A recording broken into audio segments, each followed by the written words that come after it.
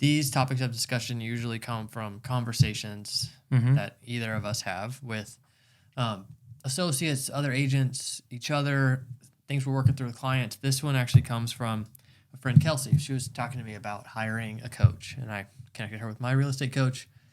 And I was asking her why she wanted to hire a coach, and she brought up just feeling like she understands the practices of the business now as a realtor and wants to find where she can have more leverage.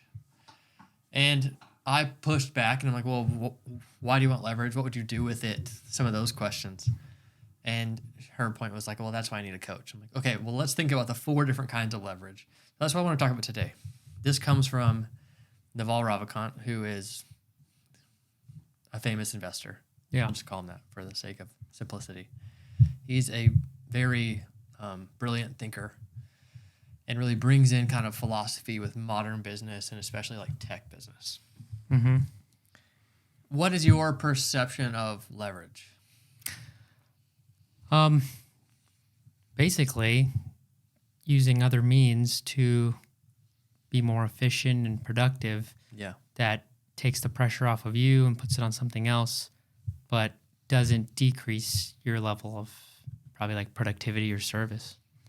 Yeah, I would even say it increases it. Yeah. Yeah. So let's use like a simple kind of caveman example of using some kind of lever. Like that's where this comes from. Yeah. Imagine you need to move a big rock. You're using some kind of bar to pry it, some kind of stick to pry it, or some kind of series of like stackings to like get this big boulder to move. Yeah. Now you could be using a lever to get it to move, and then you could be moving it down a hill. You have a few different types of leverage in that scenario. But that's really what leverage is. It's like, how do you do something big with a smaller amount of force by using some kind of tool? So the 4 different tools, the 4 different types of leverage we're going to talk about that Naval talks about. Number 1 is money. I think he calls it capital. 2, labor, so other people's effort. 3 is media, so maybe that's advertising, maybe that's content, that's all kinds of things. And then 4, what he calls code. We're going to talk a little bit more about like systems. So in real estate, like our CRM is the code, or just like the process that we've explained to people that they follow along with, right? Yeah. So code there's also actual code. Like we have that kind of, It's built out. Yeah. I wasn't going to say that kind of media, but media is one of them.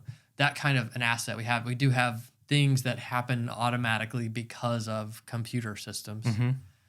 Realtors aren't really like developers. No. We're using existing systems to create the leverage. So let's start by just talking about money. Yeah. In our business, what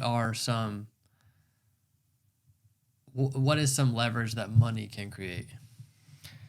Yeah, biggest thing off the bat is you can diversify. So a lot of agents, you talk to them and they don't want to hire a TC, they don't want to hire a photographer because they see it as their net being less. And as long as you see it as you're making less money by spending money, then you're looking at it wrong. You have to look at it as, how can I spend money to be better and to make more money at the end of the day? Yeah. And the way you do that is important because sometimes you can throw money too and it just doesn't work. So I think thinking it through is that big. brings up a good point with like all this leverage often creates time. Yeah. So all 4 of these lead to more time where you can focus on the highest revenue activity for your business. Yeah. Right? Yeah. And especially in real estate, as the agent, the team leader, the broker, it's typically your highest leverage of your time is typically closing deals, listing appointments. It's very specific pieces of it. So money can create some more of that, but money can also just be an accelerant. It could just be more money in your advertising. Yeah. Could create more leverage with the advertising, right? Money's kind of an odd one because often in our business we take money and we hire people. Yeah. But people is a different one. Money is like the one we're talking about, and it's kind of hard to like not blend those two together. They very much coexist. So I also think the way you spend your money is big. Yeah. Like for instance with Kelsey, spending money on a coach is great because then he's going to tell you how to throw money at other things that actually help you build and generate business. But a lot of people will throw a lot of money on just like, oh yeah, I did an Instagram ad. It's like, but did you really think and talk about how that works? And then are you going to spend all the time trying to learn how that works? Or are you going to pay someone else to show you what to do, save time, which goes back to that, and makes you more money at the end of the day? So it's Right. very much combination.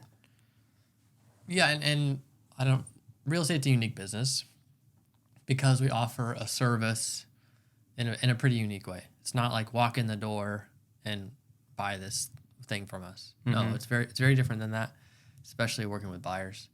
But working with sellers too, it's a very unique experience for the consumer where you're offering a service and you're being compensated at the kind of culmination of that service.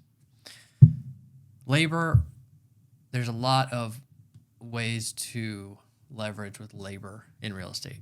But let's just kind of go through them. Let's write them all out. Yeah, I'd say number one thing that you're going to hear is TC. Yeah, which is transaction coordinator. Yeah. Yeah, I saw a friend post today, Allie.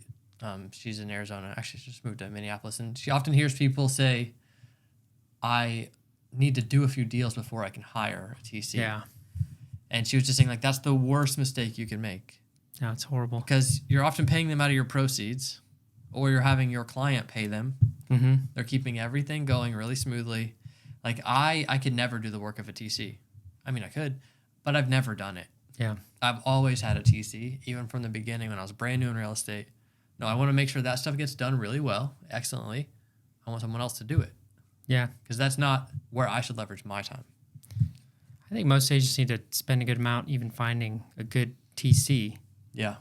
Most great TCs are not people. They're organized, they're admin. Yeah. But having one is ideal. And I feel you on that. A lot of agents don't like it.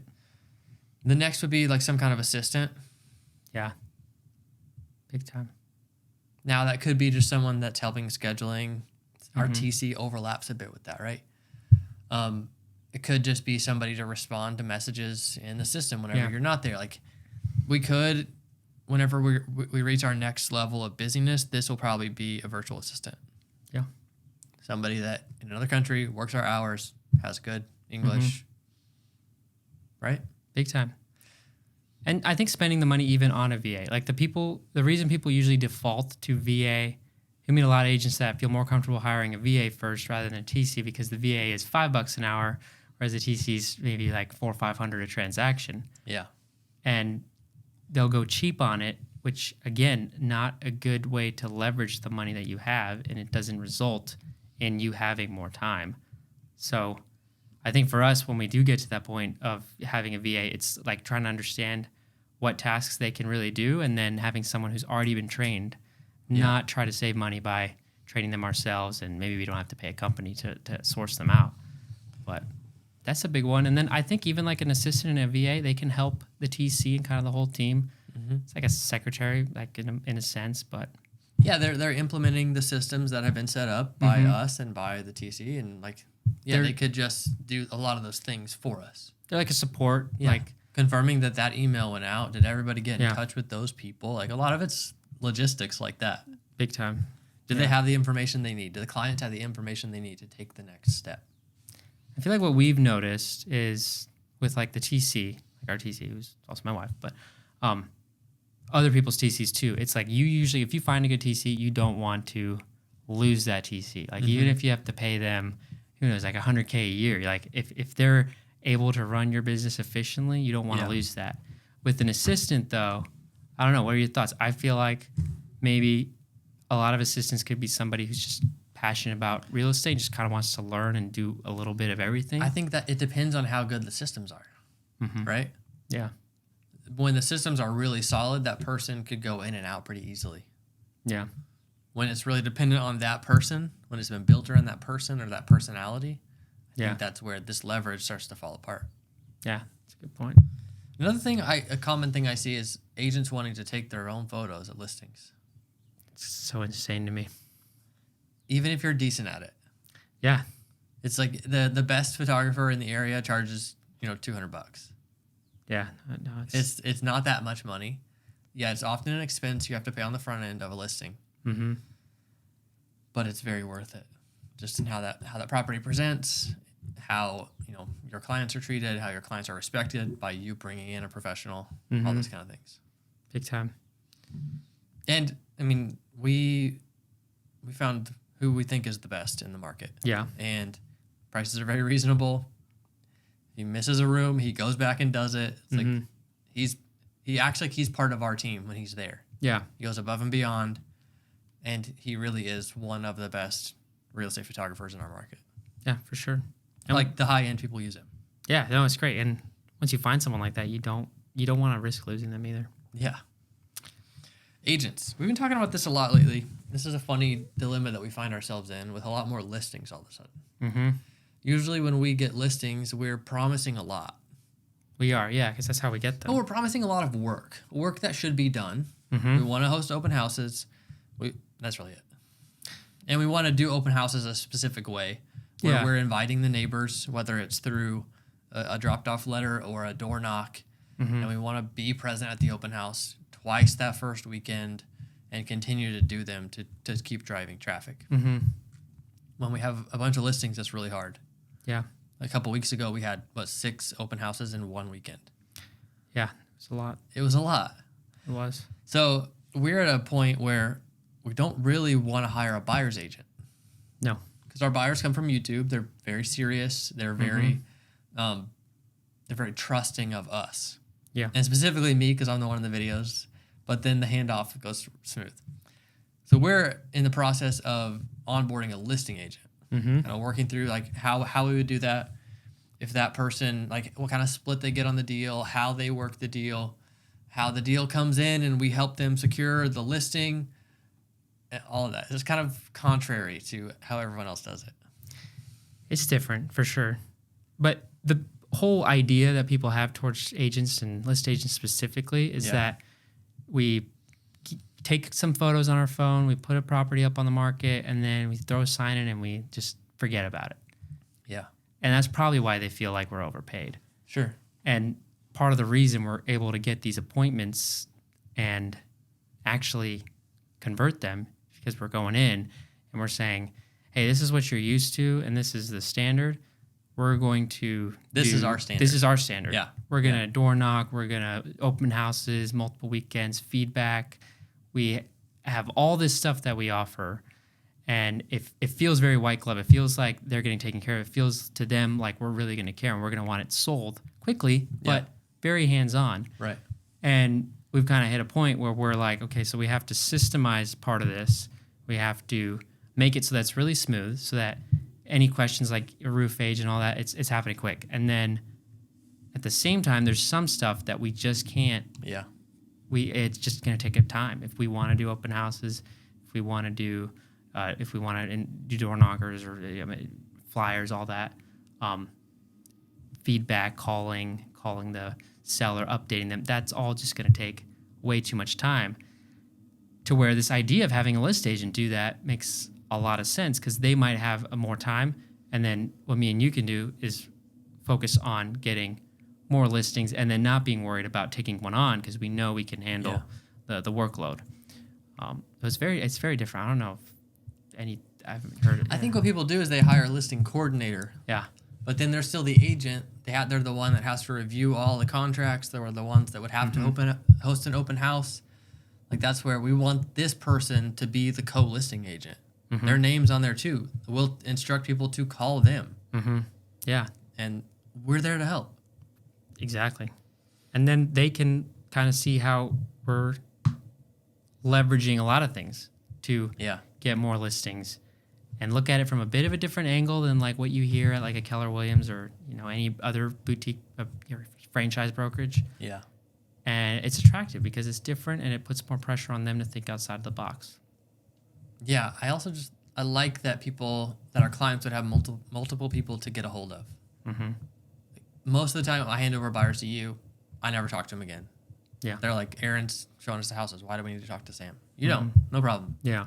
But occasionally a client will know you're busy and they'll call me. Mm-hmm. I might not have all the information, but I can help them navigate the next steps. Big time. We have notes in the system. You and I have talked about it. Hey, this is what we're going to do next. and Aaron and I will connect, and we'll get back to you. Mm-hmm. So for them to have another person on listings, like, hey, all this person's doing is listings. Yeah. I would love to be able to tell clients that. No, it's just so different. Yeah, she's gonna be at the open houses. She's gonna like be an awesome host in your home. Like, look at what we've done in the past. Like, I really like the idea. And even as like a new agent or maybe a seasoned agent, like to walk into being a listing agent is just so much more manageable. It is way more. It's a lot easier for us to teach them how to be a good listing agent than necessarily put all this pressure on them to be a buyer's agent, because the term buyer's agent is really kind of crapped upon. Yeah, it is. A buyer's agent should know every area. They should be studying up on schools, new developments, different communities. All that is like big time on the buyer's agent. Listing agent, that's more, you can apply these things to multiple markets in the area, but really it's just a system that you go through, and we're still there to help them with comps and anything that is a little confusing, but do it one time for one house. And then once there's an offer on it, we'll help negotiate. We'll help iron out specific terms. No big deal. Not a problem at all. Okay, go ahead. No, it's just very attainable. When I said terms, I thought of this other person. We're going to start working with an attorney to write our addendums to contracts. This is a thing in Florida. Realtors aren't allowed to write in stuff. They're not allowed to cross out stuff. They're allowed to fill in the blanks. Which should be how it is. Yeah. So we're going to start working with this attorney, local service that we pay them monthly, and they write addendums for us. They have these templated things. So that is leveraged. That provides a better service to our clients. And what most agents would look at that is, that's more money I got to spend. Like, that's such a waste. Like, why would I spend that money on something that, I can just do, and I'm not really risking that much. Everybody else does it that way. But how they should be looking at it, is how we're looking at it is, imagine if we show up to an appointment and we say, hey, just so you know, like, we're helping you, but we also have an attorney that is teamed up with us to kind of review all this and make sure everything's okay. Yeah. Like, offer actual legal advice. And just us offering that is going to put so many sellers and buyers' minds at ease. They're being taken care of, that we're not working outside of our realm. Yeah. And continue to set the precedent that it's not so much about talking to me or talking to you. It's more about having a good system that they can trust. Yeah. And whenever you're doing 20 deals a year, 10 deals a year, you're probably not going to run into many problems. You're giving all your attention to every little detail. You're on the phone constantly with people. You're making sure everything gets followed up with. Yeah, maybe you wrote it kind of confusing, but you're on the phone all the time clearing it up. When you're closing more deals, you got to have better systems. 100%. This is that person is that system. And it's the best solution for us and the best solution for our clients. Yeah. And so that's what we want to provide. I'm excited about that. I am too. All the decisions we've made to kind of break everything into chunks and make it more manageable has resulted in better service. And a lot of people might see that as less us interacting with the clients, but I don't think it's that way at all. One of the probably the craziest ones was Client Giant. I don't know if we want to. Sure. Yeah, but Client Giant, which is great. We heard about them, and then we used them to send our clients, our past clients, multiple gifts per year, and to basically stay up with them to get reviews. And the second we did it, it was a huge weight off our shoulders, because that was the hardest part is getting everything. And then we wanted to send them gifts, but remembering just to put them in the package, go and buy the thing. Like, well, and that stack of past clients was piling up. Now there's 70, 80 people in there. Like, what are we doing to stay in touch with all these people? Yeah, we can call them. But what if we just use this service that sends thoughtful quarterly gifts? They review what's in the letter. They know we're actually involved in it. Yeah. But they also know it's a service. But they do. They interacted with a business. They don't really care, right? Yeah. So that has been a nice touch. For sure. I'm excited to see what that actually converts to. We've gotten good feedback from it. So the cost is about $100 per client per year. Which, if you're new, it's manageable because a lot of agents will Yeah. spend roughly $100 on a It closing scales gift. with you. It does, yeah. Yeah. But when you make the initial switch, if you have 100 past clients, well, that's $10,000. Yeah. So you got to bite the bullet and just kind of do it. But you can't look at things as less money, less money, less money. You have to look at them as an investment and as a business. As leverage. Exactly. Yeah. Yeah. So the next one is media. So that we have money, labor, now media.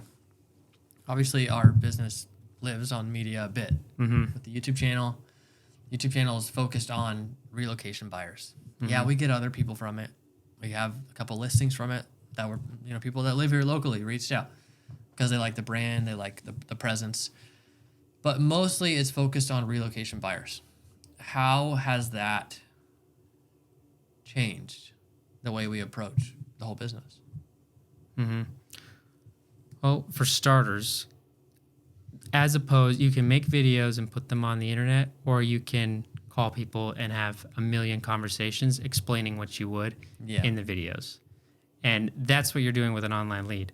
You're convincing them that Yeah. you know the area and that you're trustworthy and that you're going to show them this house, but they can go to you for more. Right. You're having to do a lot of work, a lot of time, a lot of energy. But I think maybe agents like it because I don't know. Why do you think agents like doing it? That versus make videos. I think they don't understand how to make videos, Yeah. and they should buy a good course and figure it out. Yeah, and there is a return. Like if There is a massive return, not just on the leads from the videos, because it's more than that. It's a brand that you've built. Mm-hmm. Now people are like, I like your vibe. Yeah, It's like, okay, cool. exactly. It's not just I want to buy. It's like I like what you're doing and I want to interact with your business and your brand. Mm-hmm. And now we're starting to leverage the brand more as we even talk to different types of leads. Oh, have you seen our YouTube channel? Check this out. I know it's silly, but It works. It works. Yeah, we can be self-deprecating about it. Mm-hmm. You'll do it in front of me, and I'm like, don't watch that in front of me. Yeah. But it becomes a piece of leverage for you, It does 100%. not just because of the buyers that it attracts. And I mean, I'm thankful we're in a really good market. Mm-hmm. Tampa's a really good market still. Yeah. It's growing fast. We get new leads every day. Mm-hmm. It doesn't feel like it's slowing down. Yeah. A lot of markets are really slow right now. Yeah. But Yeah. go ahead. No, and with that, I think one thing people get confused about is they go, well, yeah, duh, Sam started this channel. It's got 11,000 subscribers. Of course, he's going to get leads from it. Yeah. What they don't understand, which is probably the biggest realization I had, is it's very much a brand. And these people reach out because they want to work with you, and the videos you're making and kind of even your lifestyle matches them. Yeah. There's a new listing on the market, and we've had 3 clients call about it. Yeah. One house. There is what is there, 5,000 listings probably active in the Tampa Bay area? Yeah. I don't know. There's a few thousand for sure. But the fact that 3 clients reach out about one house just shows that we have a specific vibe that attracts specific people. And the longer we work with them, the more we're able to navigate them and their needs and even build off of more experience from other clients because they're all so similar. Right. And that's what people need to do, I think, with probably videos. And I mean, definitely do a course because What's funny too to me is in the beginning I would say don't talk about a specific area because you want to be high top of the funnel. I'm talking about Tampa and St. Petersburg a lot. Mm-hmm. Then you get more specific in later videos. Most of our leads are for a few different areas now. Yeah. And I talk about those areas the most probably. Mm-hmm. But even that one house, 3 people were interested in it, and it's pretty close to us. And I talk about this area more because we don't have to drive as far that way. We live here. Yeah. So we also have unique stories to tell about it. Mm-hmm. So eventually you start to narrow in on your target Audience. Yeah. location and audience. Yeah. But you don't do that in the beginning. No. You have to play the game of YouTube in the beginning. You have to make videos that are going to show up in searches. Mm-hmm. There's tools to help you do that. There's courses you can buy that help you do that. Then you just keep doing it. Yeah. And, agents in other markets, if they looked at their competition right now on YouTube, they would see a couple that are standing out. Then they'd see most of them haven't made a video in 6 or 8 months. Yeah. Now, it's funny how agents look at YouTube and go, I can't do that. But they'll like look at their market and be like, oh, 10,000 agents in Tampa Bay? Easy. I'll become an agent. I'll kill it. I know. But for some reason, making videos on YouTube, they get discouraged so quickly. Which is wild, because I know agents who haven't closed a deal in like 9 months. And they're not discouraged calling online leads, but, something about the videos. I don't know. People should do it. You should do it. So that media is massive leverage. A podcast like this, I mean, we don't really use this for this kind of leverage, but we could. Like this long form conversation is one thing. This cut up is another thing. There's a lot of ways you can repurpose this content to establish more of a brand. I mean, like the Tampa Bay developers, like that podcast is like, they'll get real estate leads. They will. Even if that's not their purpose, it probably is a little bit in the back of their head. Even as a referral, for sure.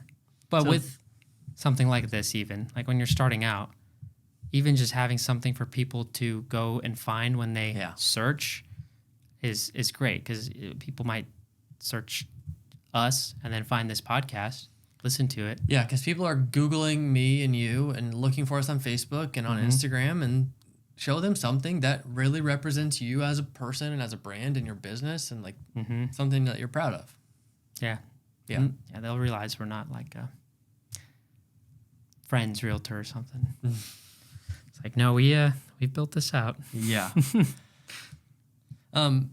Process media is another thing I wrote. So we've been working on some artwork essentially for our buyer process to make that buyer presentation even better. So there's artwork for that. There's videos for that we're working on, just to make that experience when someone is in really nice and smooth.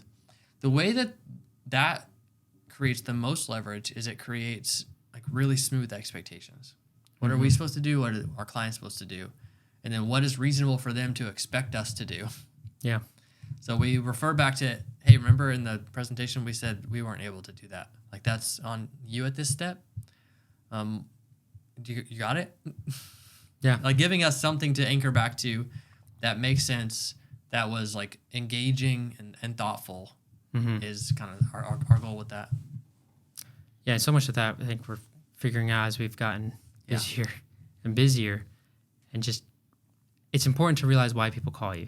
Like we had lunch with our lender, Clay, and just even hearing from him, like people call because they want someone who understands loans and can advise, and that's it. They don't want someone who is going to drive to their house and deliver them their keys, or someone who's going to, I don't know, take them out for drinks after close. They don't necessarily want that. They just want a good service. Some people do want that, and then we have to correct that expectation. Yeah, because that's what so many people are used to with realtors. Yeah, horrible boundaries. That or a realtor who's completely uninvolved. Yeah, overpaid. They're used to one or the other. Yeah. So then they overcorrect. They had the big team leader sell their house, and it worked okay, but they never talked to the guy.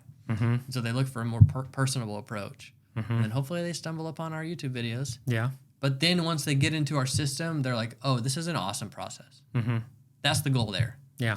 Is that they come in for the very friendly, casual approach, then they realize, "Oh, these guys are going to take care of us." Big time. Yeah. And there's some stuff that we've realized we need to change to actually be more involved. Like for instance, like automated texts, like people are like, "Oh, that's so great." Like you just put people on there and they just get bombarded. But in reality, what we're finding is it's a lot better for us to just set up good systems for being able to go in and send out 100 manual texts at 7 a.m. in the morning while you're still at home. Yeah. And that's going to be more intentional, more hands-on. Yeah, so that's really code. Let's go into code. Yeah, code. So code, I mean, it's computer systems. Like let's just call it that. So our CRM, our like customer relationship manager, is a database of people. It can do a bunch of things as well. We use one called Agent HQ that's more of a marketing system and less of a real estate CRM. And the way it's not a real estate CRM is it's not linked to like a public-facing home search site. It's us going in there and engaging with people. Whenever they text the phone number that's on the YouTube videos, whenever they go and fill out the chat form on the website or fill out a form on the website or send an email, it all goes into this one system. Yeah. Or send DMs on Instagram. It all goes in there. And there's stuff built in there that identifies what stage they're in. Mm-hmm. We have processes to help them get booked on their first call with me, get booked on their second call with me, to identify their timeline, and all these tasks and everything that gets automated so we know exactly what to do and where they are so that we can serve them. And that's how we most leverage code, is with that system. Yeah, for sure. And I think constantly improving it has been a big part.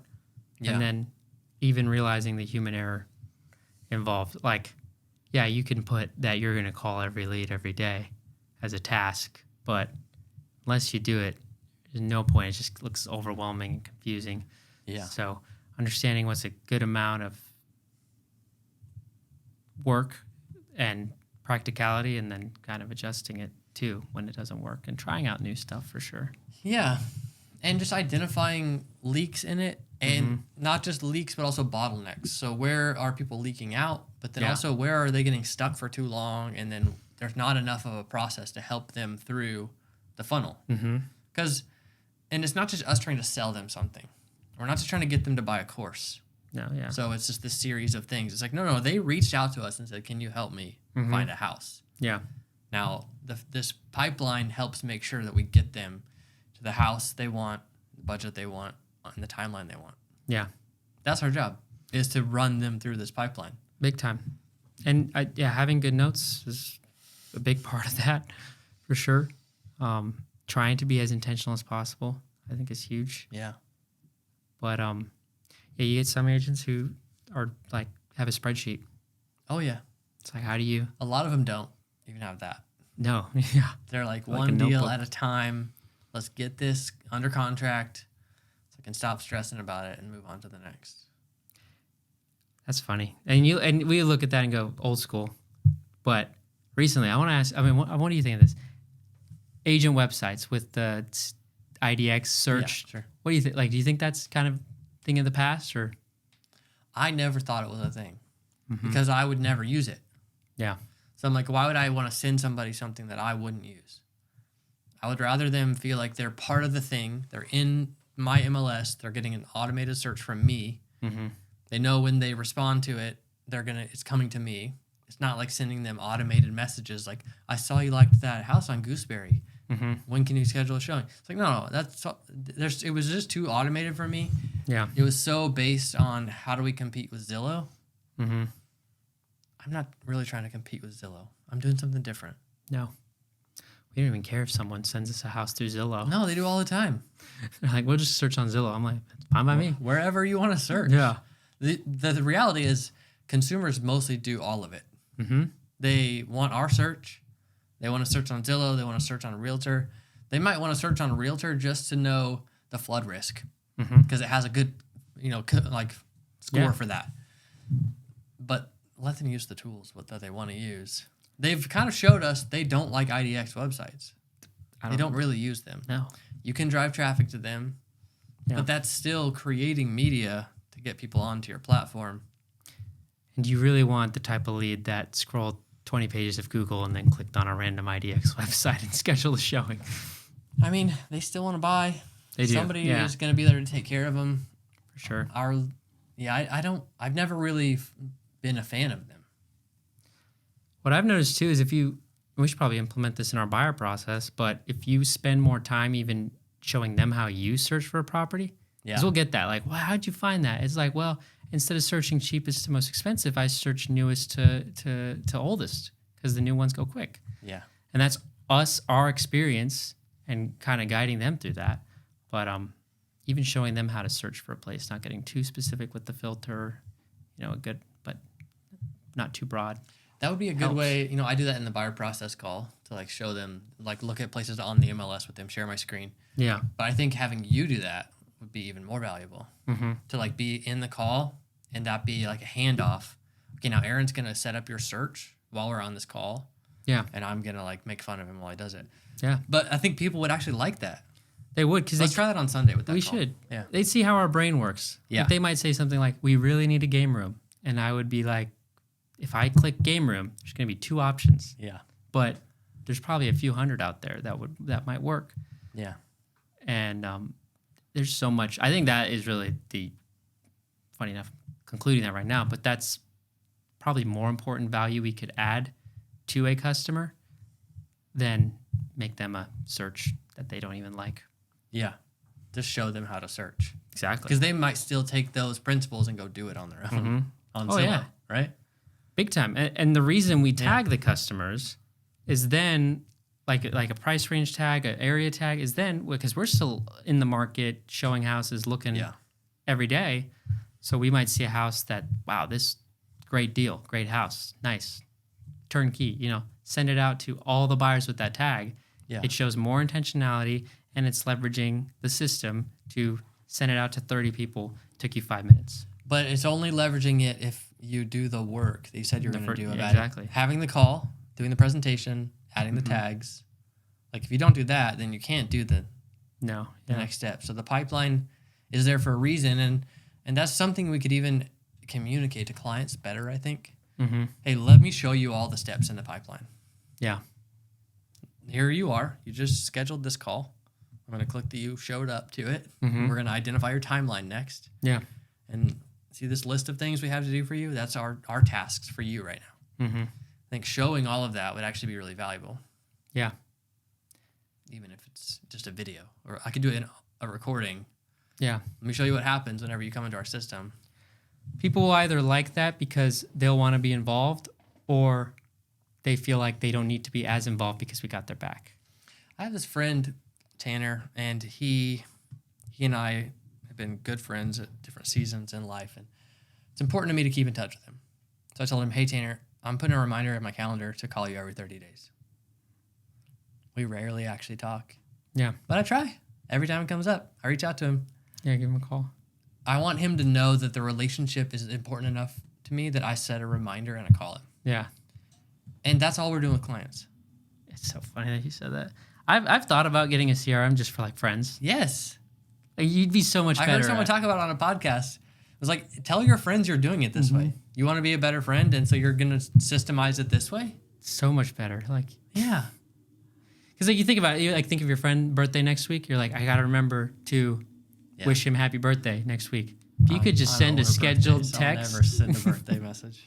Or like anything, but I'm just like, if I could schedule a text to go out to my mom to say happy Mother's Day, maybe that's shallow. I don't know. I think it's, but if you actually do it, but the thing as opposed is, to not doing it, it is intentional. It is, yeah.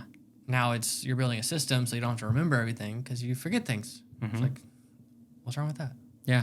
And that's what we're doing for clients. That's how the business gets people through the pipeline.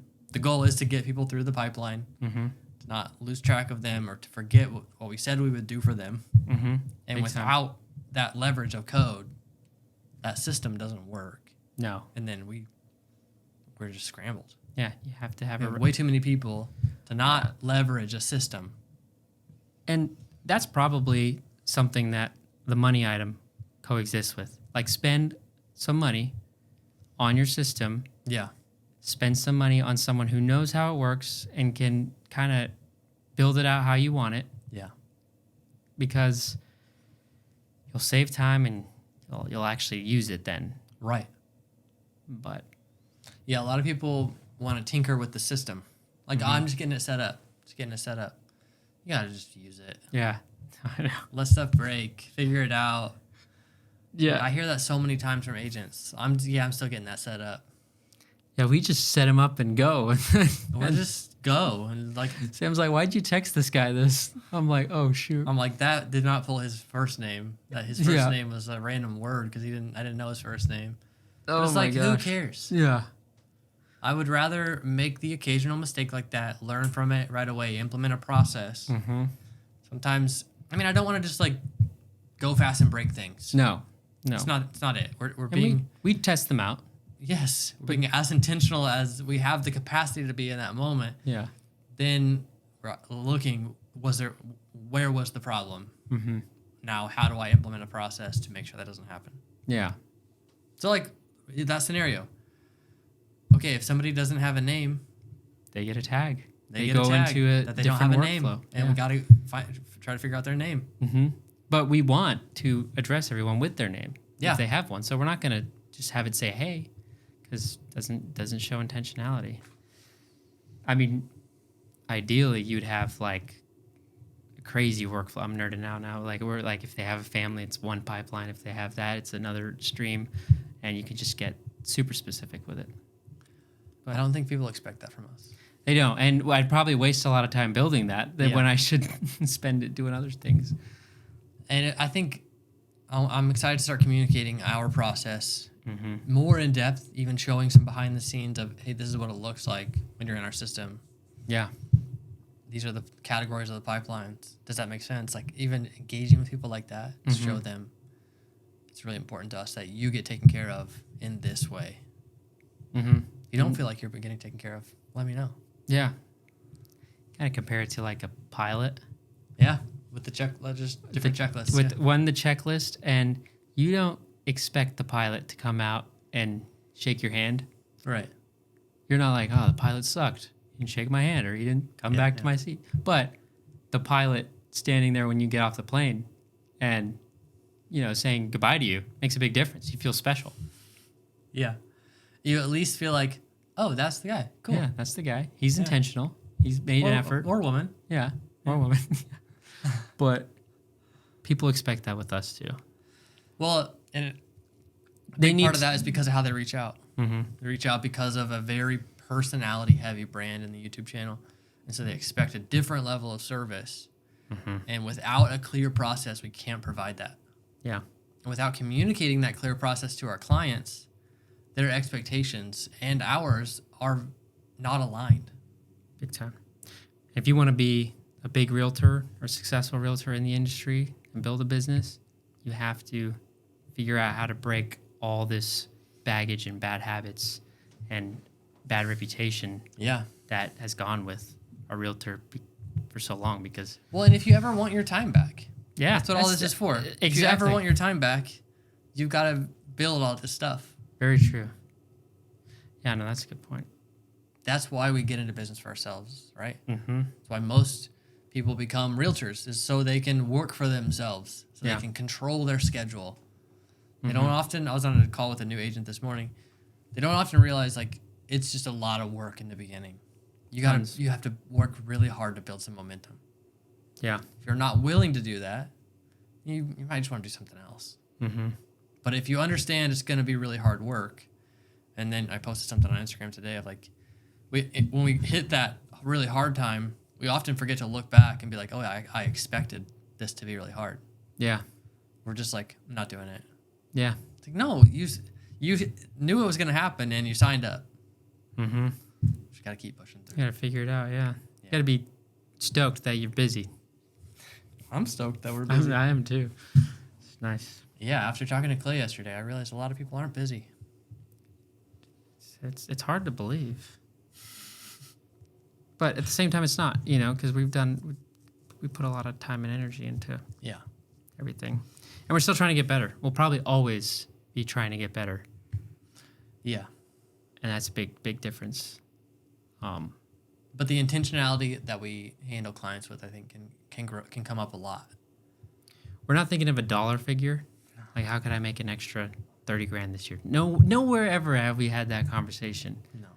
It's more like, how can we continue to do what we're doing, do it better, have happier clients, and if anything, more time for ourselves or to build the next thing. Or sacrifice the time now so Yeah. that there's not a concern if it slows down. Mm-hmm. It's a lot of different things. It's balancing out, the lifestyle you want, the lifestyle you're willing to have. Like, I just had a third kid. Like, I'm home a lot. Like, I'm choosing the things where I don't have to leave this room, and I'm doing those things. Yeah. Because I just can't go out as much. Mm-hmm. I like that I have the ability to say I can't go out. Yeah. That's super important to me. But that's because when I first started, I was working 80 hours a week That's true. on very intentional things. So what do you say to the realtor, I don't know if we have time. Yeah. New realtor. He's like loving this. He's like, great. Yeah, Systems, blah, Oh, blah, blah. 10 a.m.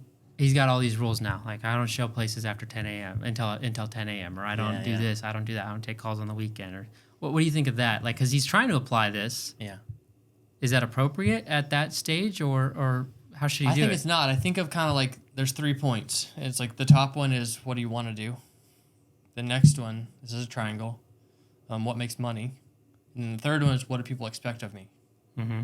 And we just get into business for ourselves and we think we can just focus on what we want to do. Mm-hmm.